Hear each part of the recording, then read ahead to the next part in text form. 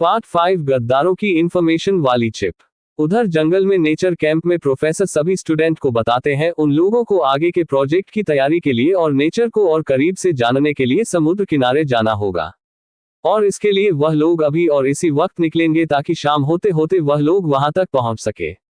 Professor की बात मानकर सभी स्टूडेंट अपनी अपनी पैकिंग करने लगते हैं और बस में बैठकर समुद्र किनारे जाने के लिए निकल जाते हैं।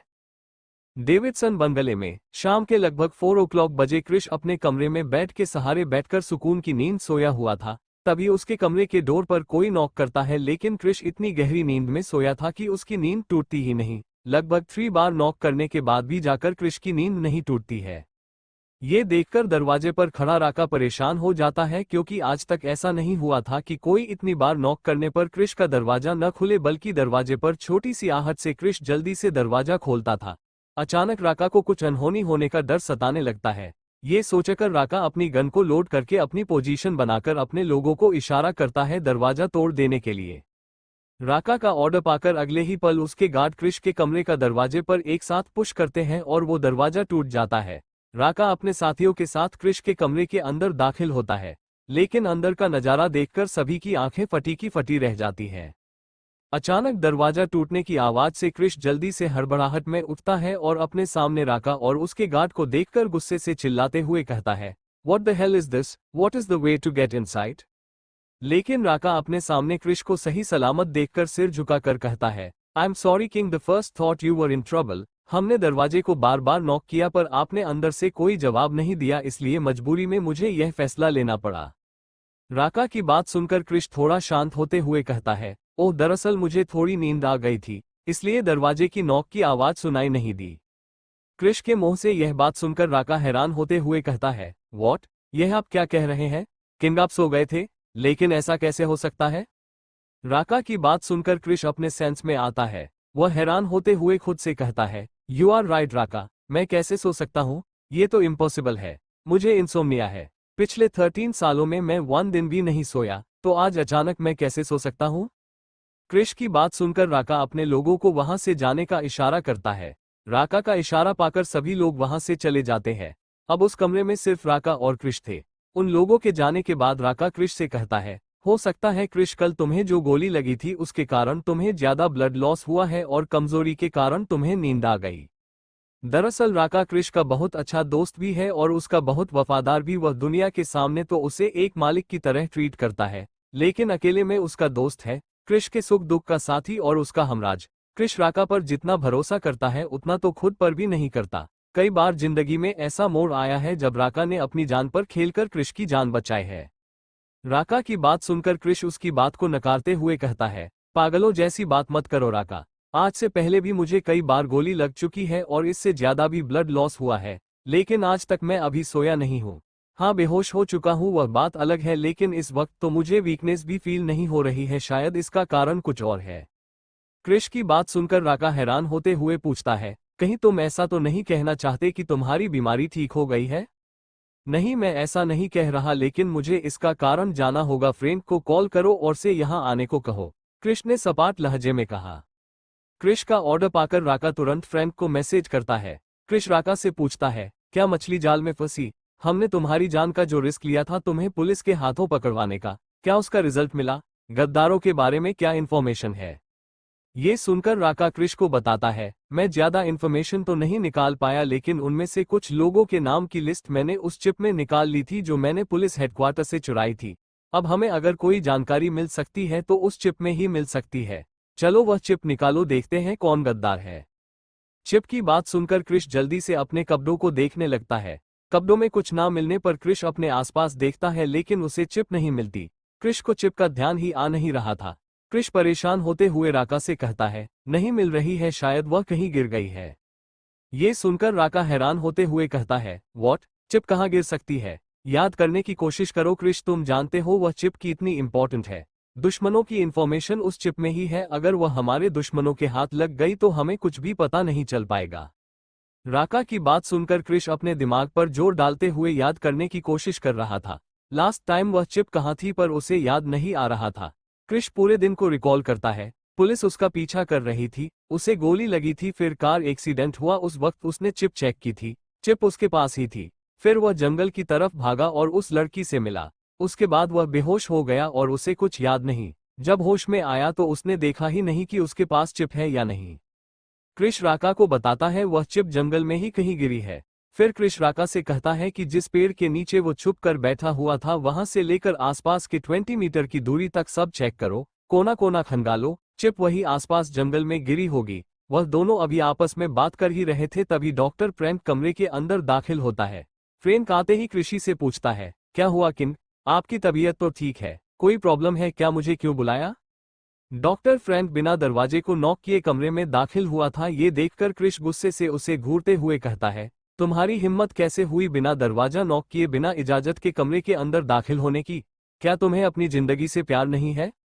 दरवाजा, ये बोलकर फ्रैंक हैरानी से पीछे की तरफ घूमता है। वहां तो दरवाजा था ही नहीं, दरवाजा नीचे टूटकर बिखरा हुआ था। उसे हैरान देखकर क्रिश भी दरवाजे की तरफ देखता है और गुस्से से फ्रैंक से घूर कर दांत पीसकर कहता है, अगर बाहर दरवाजा नहीं है फिर भी अंदर आने से पहले तुम्हें इजाजत लेनी चाहिए थी। तुम भूल रहे हो तुम किसके सामने खड़े हो? क्रिश की बात सुनकर डॉक्टर फ्रैंक डरते हुए कहता है, सॉरी किंग, आज के बाद ऐसी गलती नहीं होगी। उसकी सॉरी सुनकर क्रिश थोड़ा शांत होता है। फिर डॉक्टर फ्रैंक को बताता है, दरअसल 13 सालों में पहली बार आज मैं चैन की नींद सोया हूं और मुझे इसका कारण समझ नहीं आ रहा। क्या तुम मुझे एक्सप्लेन करोगे ऐसा कैसे हुआ?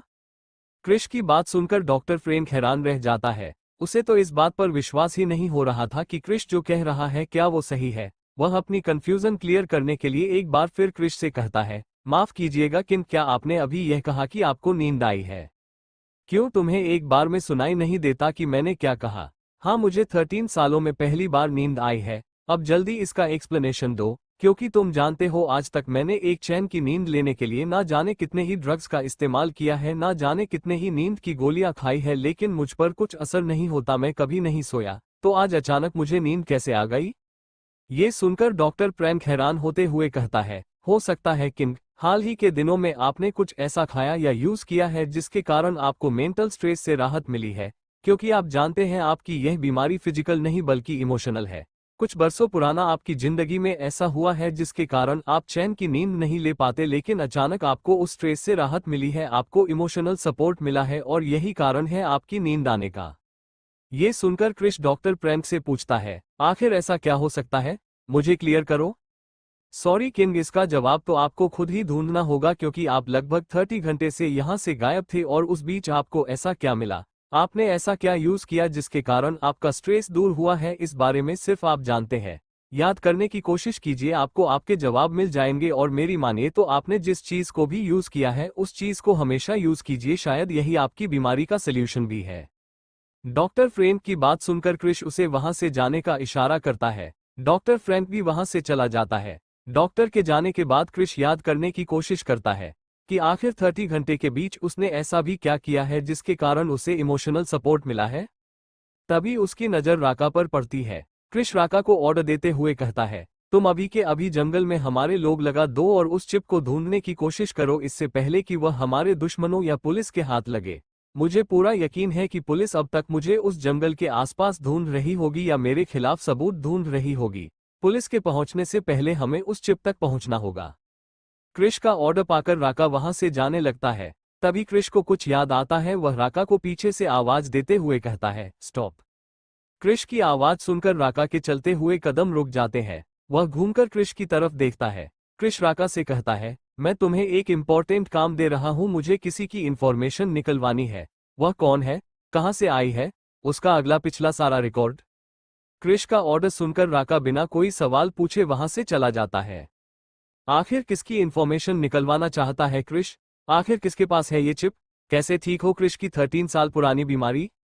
राका के चले जाने के बाद क्रिश अपने हाथों में रखे हुए आशी के दुपट्टे को देखते हुए कहता है, बहुत जल्द मैं तुम्हारे बारे में सब जान जाऊंगा फायरफ्लाई। तुम जितनी दिखती थी उतनी ही मासूम हो या चालाकियां भी चलनी आती है? ये कहकर क्रिश आशी के दुपट्टे को कलाई में लपेट लेता है और बालकनी में जाकर सिगरेट पीने लगता है।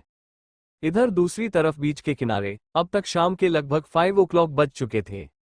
सभी स्टूडेंट आकर प्रोफेसर के दिए ऑर्डर के हिसाब से जल्दी जल्दी कैंप लगाने लगते हैं। प्रोफेसर के हिसाब से आशी के पैरों में मोच लगी है, इसलिए उन्होंने आशी को एक साइड बैठने को कहा था।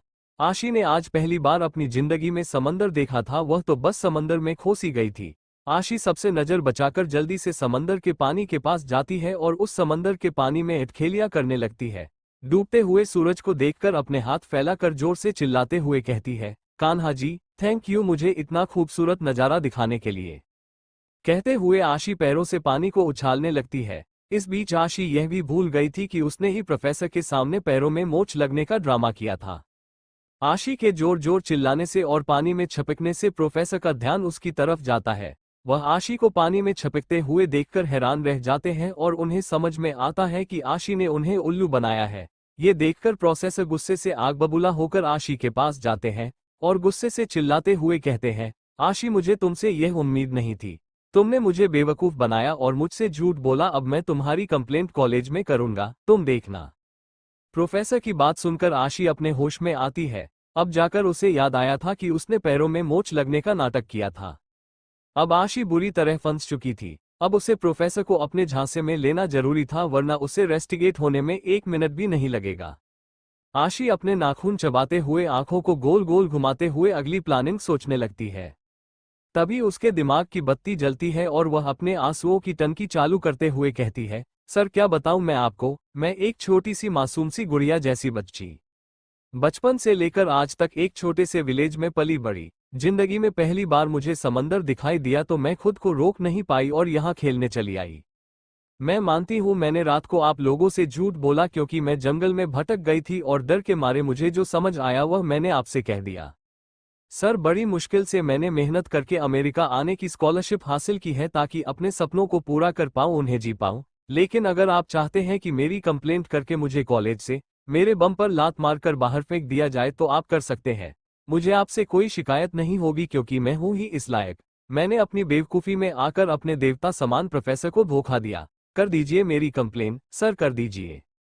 आशी ड्रामा करते हुए कहती है। आशी यही नहीं रुकती, वो सिर नीचे करके नकली आंसू बहाते हुए कहती है, मैं फिर चली जाऊंगी अपने उसी गांव में, वहां जाकर बकरियां चराऊंगी, अपने अनाथ आश्रम में सूखी रोटियां खाऊंगी, अपना गम भुलाने के लिए पानी की जगह दारू पीऊंगी और कभी कभी भूखे सो जाऊंगी। लेकिन वादा करती हूं सर, आप जैसे महान प्रोफेसर को कभी नहीं भूलूंगी। आज मैंने अपनी एक गलती के कारण अपने महान प्रोफेसर का दिल दुखाया है। मैं जीना नहीं चाहती, मैं मर जाना चाहती हूँ। कहकर आशी अपने आंसुओं की टंकी को झूठ मूठ में पोंछते हुए समंदर की तरफ दौड़ने लगती है। आशी की बातें सुनकर अब तक प्रोफेशनल इमोशनल थे, लेकिन आशी को सुसाइड करने की कोशिश करते हुए देख प्रोफेसर की सिट्टी पिट्टी गुल हो चुकी थी। प्रोफेसर जल्दी से आशी के पीछे भागते हैं और बाकी बच्चों को भी चिल्लाते हुए कहते हैं, अरे पकड़ो उसे, वह पागल सुसाइड कर लेगी। प्रोफेसर का ऑर्डर पाकर सभी लड़के और लड़कियां आशी को पकड़ने उसके पीछे भागते हैं।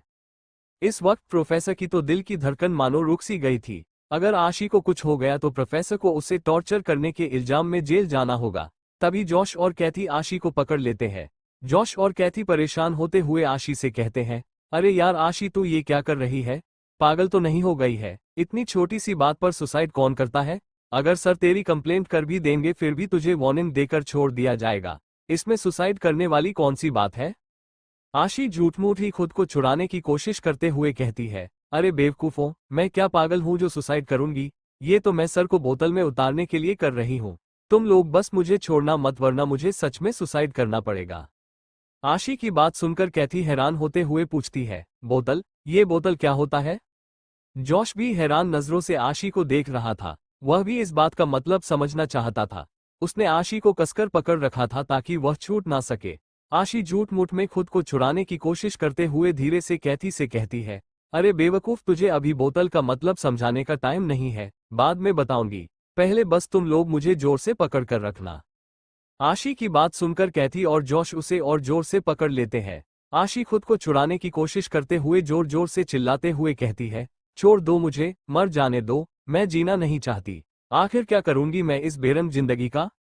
अब तक प्रोफेसर भी दौड़कर उन लोगों के पास आ चुके थे। वह आशी को रोकते हुए कहते हैं, आई एम सॉरी आशी, मुझे माफ कर दो। मैं तुम्हारी मजबूरी समझ नहीं पाया, लेकिन प्लीज सुसाइड मत करो वरना मैं जेल चला जाऊंगा। मैं तुम्हारी कंप्लेन किसी से नहीं करूंगा, पक्का? बस सुसाइड करने का ख्याल अपने दिमाग से निकाल दो। अरे मेरे छोटे छोटे बच्चे हैं, 2 बीवियां हैं। प्रोफेसर की बात सुनकर आशी शांत होते हुए सर से कहती है, सर आपने 2 शादी कर रखी है? आपकी शक्ल देखकर तो लगता नहीं है आपकी बीवियां आपको मारती नहीं है। आशी की बात सुनकर प्रोफेसर अपना चश्मा हटाते हुए कहते हैं, दोनों बीवियां मारती है इसलिए तो उनका गुस्सा तुम लोगों पर आकर उतारता हूं, क्योंकि उनके सामने तो मेरा मुंह नहीं खुलता। आशी, मेरी दोनों बीवियों और बच्चों पर दया करो और सुसाइड करने का ख्याल छोड़ दो। प्रोफेसर की बात सुनकर आंशी मुस्कुराते हुए कहती है, अरे छोड़ दिया सर, जाओ, आप भी क्या याद रखोगे। जाओ सर जाओ, जी लो अपनी जिंदगी। आशी की बात सुनकर प्रोफेसर उसे घूरकर देखते हैं, लेकिन फिलहाल कुछ नहीं कह पाते और वहां से मायूसी से चले जाते हैं। प्रोफेसर के जाने के बाद कैथी और जॉश आशी के हाथ जोड़ते हुए कहते हैं, वाह मैडम, क्या एक्टिंग की है तुमने, तुझे तो ऑस्कर मिलना चाहिए। तुमने तो खड़ूस प्रोफेसर की भी हवा निकाल दी। तुम्हें पता है ये प्रोफेसर इतने कड़क हैं कि आज तक 15 बच्चों को रेस्टिगेट करवा चुके हैं। अगर तुम यह नाटक नहीं करती तो 16वीं तुम होती। कैथी की बात सुनकर आशी अपना कॉलर ऊंचा करते हुए कहती है, मान गए ना तुम लोग मुझे। अरे प्रोफेसर को तो उल्लू बनाना मेरे बाएं हाथ का खेल है, क्योंकि सर क्या जाने मेरी कहानी में तो हूँ शैतान की नानी। कहते हुए आशी उछल उछल कर ताली बजाते हुए खुश हो रही थी। आशी फिर कहती है, अब चलो समंदर में खेलते हैं। कहकर आशी दौड़ते हुए समंदर के पानी को अपने हाथों और पैरों से हुए एक गाने पर डांस करने लगती है। जॉश और कैथी भी आशी के साथ उछल उछल कर डांस करने लगते हैं और पानी से खेलने लगते हैं, लेकिन आशी अपनी ही मस्ती में थी। आशी हवा में हाथ लहराते हुए चिल्ला चिल्ला कर कहती है, उड़ती घटाएं है काजल मेरा। आशी इस बात से अनजान थी कि कोई समंदर किनारे एक कार के बोनट पर बैठकर आशी की हरकतें देख रहा है और मन ही मन हंस भी रहा है। एक 25 साल का हैंडसम और गोरा लड़का, नीली आंखें, ब्राउन हेयर, 6.1 हाइट, जीन्स और टी शर्ट के साथ गले में एक फैशनेबल लॉकेट पहने, हाथ में एक गिटार और आंखों पर गॉगल्स। वो स्मार्ट सा लड़का हाथों में गिटार लिए कुछ सोच रहा था और इसी बीच उसकी नजर आशी पर पड़ी तो वह उसे देखता ही रह गया। आशी तो बस अपनी मस्ती में समंदर के पानी से खेल रही थी और मस्ती में डांस कर रही थी। इस वक्त उसने एक सफेद रंग का अनारकली सूट पहना था जो बिल्कुल प्लेन था। उसमें वह किसी आसमान से उतरी हुई सफेद परी की तरह लग रही थी। आशी पानी से खेलते हुए मस्ती में उछल रही थी। वह हंसते हुए बिल्कुल एक खूबसूरत परी की तरह लग रही थी। उसके गालों पर पड़ने वाले डिंपल, काली गहरी आंखें, इस वक्त वो किसी को भी अपनी तरफ अट्रैक्ट कर लेती। आशी हवा में हाथ फैलाते हुए दिल खोल के दौड़ रही थी। ऐसा लग रहा था कि जैसे मानो उसके पंख निकल आए हो। उसके पैर तो जमीन पर ठहर ही नहीं रहे थे। सामने बैठा इंसान उसकी अदाओं में खो चुका था। उसके चेहरे से मुस्कान जाने का नाम ही नहीं ले रही थी। यह इंसान कोई और नहीं, रॉकी है। रॉकी डेविडसन, क्रिश डेविडसन का भाई। तारों की रोशनी में, पूर्णिमा के चांद के नीचे आशी का चमकता हुआ मासूम चेहरा और भी ज्यादा अट्रैक्टिव लग रहा था। ऐसा लग रहा था मानो चांद खुद जमीन में उतर आया है और अपनी चमक से सबको शीतल रोशनी दे रहा है। रॉकी आशी को निहारने में इतना खो गया था कि उसे आशी के अलावा कोई दिख ही नहीं रहा था। रॉकी आशी में खो सा गया था कि तभी अचानक कैथी आशी को आवाज लगाती है और उसे डिनर के लिए बुलाती है। डांस करते हुए आशी भी अब थक चुकी थी। वह चेहरे पर बड़ी सी मुस्कान लिए कैथी की आवाज सुनकर उसके पास चली जाती है। अचानक आशी को वहां से जाता देखकर रॉकी उसके पास जाने की सोचता है। वह जैसे ही आशी की तरफ 2 कदम बढ़ाता है, अचानक उसे किसी की कॉल आती है। रॉकी आशी को जाते देखते हुए कॉल पिक करता है। कॉल के दूसरी तरफ रॉकी का सेक्रेटरी विकी था। विकी रॉकी से पूछता है, ब्रो, कल कॉन्सर्ट है, सॉन्ग रेडी हुआ या नहीं? रॉकी मुस्कुराते हुए जिस दिशा में आशी गई थी उस दिशा में देखते हुए कहता है, पहले तो तैयार नहीं किया था, लेकिन अब मुझे मोटिवेशन मिल चुका है। तुम चिंता मत करो, कल का कॉन्सर्ट हिट होगा। इस पर उधर से विकी कहता है, ठीक है, तो तुम्हें अभी आना होगा, बाकी की बातें फिक्स करनी है। मैं स्पॉन्सर को मीटिंग के लिए बुलाता हूँ। रॉकी मुस्कुराते हुए कहता है, ठीक है, तुम उन्हें बुलाओ, मैं आता हूँ। ये सुनकर विकी मुस्कुराकर कॉल डिस्कनेक्ट कर देता है। You are so cute moonlight, फिलहाल तो टाइम नहीं है, लेकिन अगर कभी मौका मिला तो जरूर मिलेंगे, कहकर रॉकी मुस्कुराते हुए वहां से चला जाता है। दरअसल रॉकी एक सिंगर है जो पूरे अमेरिका में फेमस था। आज उसे अपना सॉन्ग लिखने के लिए शांति और मोटिवेशन की जरूरत थी, इसलिए वह समंदर किनारे आया था ताकि शांत दिमाग से गाना लिख सके।